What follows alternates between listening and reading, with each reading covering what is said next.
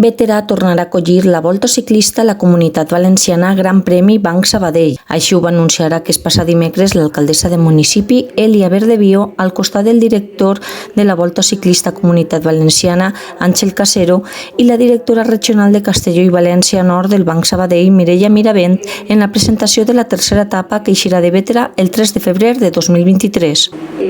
Vamos a hacer ya el acto. En primer lugar, vamos a hacer la presentación con un vídeo que nos han hecho desde el Departamento de Comunicación y a continuación haremos las distintas intervenciones. Muchísimas gracias y dentro vídeo. La presentació va començar amb la visualització d'un vídeo que ha posat en valor la tradició ciclista de Bétera a través d'un recorregut pel municipi, els seus costums, festes i tradicions. La volta tornarà a córrer per llocs com l'Albereda, la plaça Lluís Reig, l'Avinguda País Valencià, l'Avinguda Constitució, el carrer Calvari, el carrer Estació, el carrer José Sáez i la CB 333. En definitiva, un circuit urbà que farà gaudir als veïns i veïnes de Bétera a les portes de les seues cases. Bétera es una población, una ciudad realmente en la cual se vive muchísimo el ciclismo. Aquí tenemos grandes profesionales viviendo como Stefan Marcelli, como Alberto Contador, que tiene también una casa. Yo he sido veterano 8 años, o sea que me considero también de aquí y conozco muy bien el paso de todos los ciclistas, sobre todo martes y jueves, que no sé cómo lo hace la gente para poder entrenar, pero entrenan martes y jueves y los fines de semana, gran afluencia de ciclistas que pasan por esta población. Así que muchísimas gracias a ella, a Manu y a toda la corporación por apostar de nuevo porque Bétera tenga una salida de la 74 edición de la Volta a la Comunitat Valenciana, Gran Premi Banc Sabadell. D'aquesta manera, els equips recorreran 4 quilòmetres pel nucli urbà. Una edición más, el deporte y lo que es Banco Sabadell se unen en la Volta Ciclista a la Comunitat Valenciana Gran Premi Banc Sabadell. El deporte, como sabéis, exige constancia, regularidad, superación, respeto, esfuerzo, solidaridad. Y estos valores son los que tenemos en el equipo del Banc Sabadell. Bétera va acollir el passat divendres la inauguració de l'exposició Acció-Reacció de l'artista plàstica Encarna Albert Bosch. Aquesta mostra es troba instal·lada a la sala d'exposicions de l'antic Ajuntament del municipi. L'exposició podrà ser visitada fins al pròxim 18 de desembre, de dilluns a divendres, en horari de vesprada de 6:30 a 8:30. L'autora de l'obra és una pintora prolífica fascinada per la pintura de caràcter intuïtiu i experimental amb coneixement de materials poc convencionals.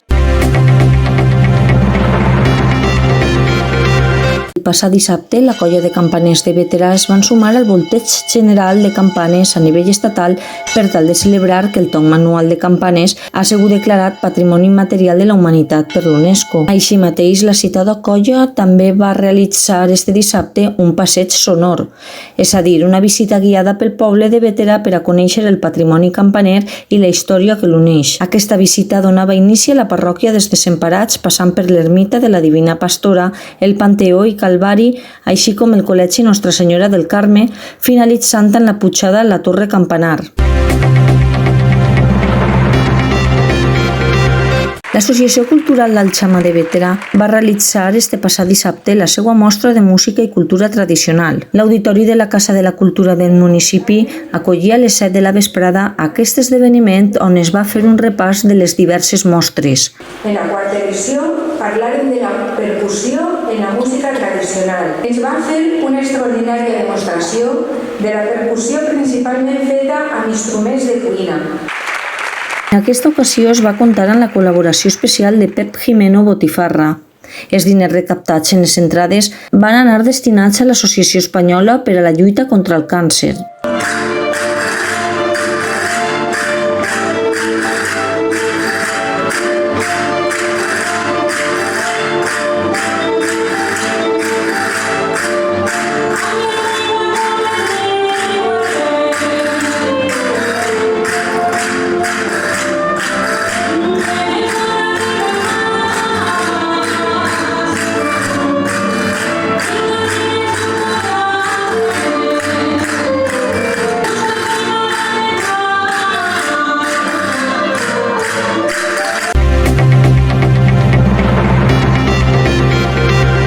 Este dissabte també va tindre lloc la presentació d'esbossos de les falles de Bétera per a l'any 2023. En aquest acte, organitzat un any més per la Junta Local Fallera del municipi, es va descobrir com seran els monuments que es plantaran el pròxim 15 de març de 2023 a les 5 comissions de la localitat. L'esdeveniment tenia lloc a les instal·lacions del resort Mascamarena a les 7 de la vesprada. L'acte va transcórrer amb l'atenta mirada de les falleres majors de Bétera 2023, Maria Cáceres i Soriano i Clàudia Alemany i de la Paz, així com dels màxims representants de cada comissió.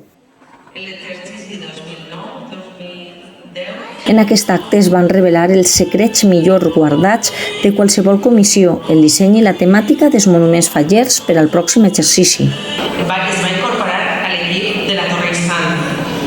Sabeu que la Torre Sant són els mestres fallers per excel·lència i a més tenim com a escultora Sergio Penades. Els màxims representants de cada falla també van rebre una còpia dels seus esbossos, els quals van ser signats pels artistes encarregats de la construcció d'aquests.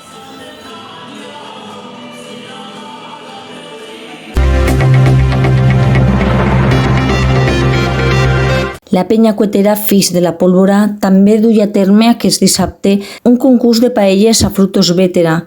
Aquest donava inici al voltant de les 7:30 de la vesprada.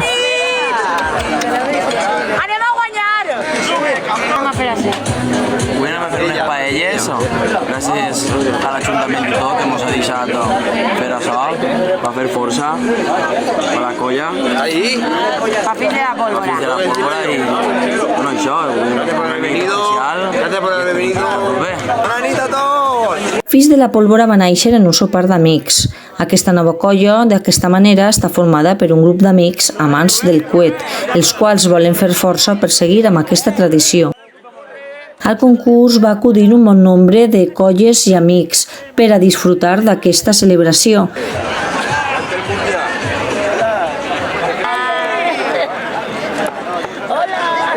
Ja tenim quasi la paelleta feta. Una torre castaña. Ahí tiene frío. Por favor, la 14, la 15. Poquet a poquet, anem a vindre des de l'1 al 5, la paella 1. Vale, pues ara des de la 6... ¿Ese es el guanyador? ¿Ese es el guanyador? ¿Tú eres el guanyador?